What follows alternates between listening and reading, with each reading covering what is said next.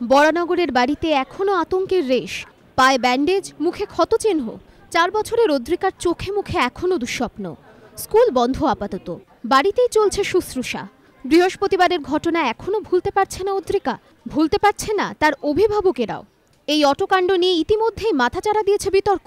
অভিযোগ উঠেছে, অটোতে বসে ফোনে কথা বলছিলেন অদ্রিকার মা শর্মিষ্ঠা ঘোষাল। তার অসাবধানতা বশতই অদ্রিকা পড়ে যায়। যদিও এই অভিযোগ একেবারে উড়িয়ে দিয়েছেন শর্মিষ্ঠা দেবী। আমি জানি না এই ধরনের কেন কথা প্রশ্ন উঠছে। একটা মা যখন তার শিশুকে স্কুল থেকে নিয়ে আসছে, সে তো ফোন, আমি যারা যারা বলছেন আমি তাদেরকে রিকোয়েস্ট করছি আপনারা আমার কল লিস্ট চেক করুন। সেই টাইমে আমি কোন ফোনের সাথে কথা বলছিলাম সেটা থেকে প্রমাণ হয়ে যাবে। আর যদি আমার বিন্দুমাত্র দোষ থাকতো তাহলে আমি ব্যাপারটা নিয়ে এতদূর এগোতাম না। আমার নিজের মধ্যে একটা অপরাধ বোধ কাজ করতো যে আমি ফোন ধরছিলাম, মেয়ে পড়ে গেছে। অদ্রিকার বাবা দাবি করেছেন অটো চলাচলের উপর নিয়ন্ত্রণ রাখা হোক। কালকে যেরকম আমি শুনলাম যে আমার বাড়িতে কিছু গেস্ট আসছিলেন, তারা বললেন যে 4 জনের বেশি নেওয়া যাবে না, অটোরা বলেছেন। যেটা পরশুদিনকে ছিল যে 5 জন 6 জন করে নিচ্ছিলেন।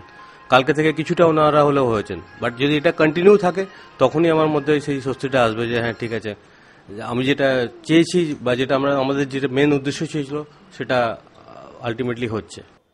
এদিন শিয়ালদা আদালতে তোলা হলে জামিন পেয়ে যান ঘটনার মূল অভিযুক্ত অটোচালক সঞ্জয় দাস। গত বৃহস্পতিবার সঞ্জয়ের অটোতে বাড়ি ফেরার সময় পড়ে যায় 4 বছরের অদ্রিকা ঘোষাল। অভিযোগ, অদ্রিকা পড়ে যাওয়ার পর বারবার বলা সত্ত্বেও অটো থামাননি তিনি। চলন্ত অটো অনেকটা হিঁচড়ে নিয়ে যায় 4 বছরের অদ্রিকাকে। পরে পুলিশে অভিযোগ জানালে গ্রেপ্তার করা হয় সঞ্জয় দাসকে। 279 নম্বর ধারা অর্থাৎ বেপরোয়াভাবে গাড়ি চালানো এবং 338 নম্বর ধারা অর্থাৎ বেপরোয়াভাবে গাড়ি চালানোর জেরে আহত হওয়া, এই 2 ধারায় মামলা রুজু করা হয় তাঁর বিরুদ্ধে। 2টি ধারাই জামিনযোগ্য। সঞ্চয়ন মিত্র, হিন্দোলদের রিপোর্ট, এবিপি আনন্দ, কলকাতা।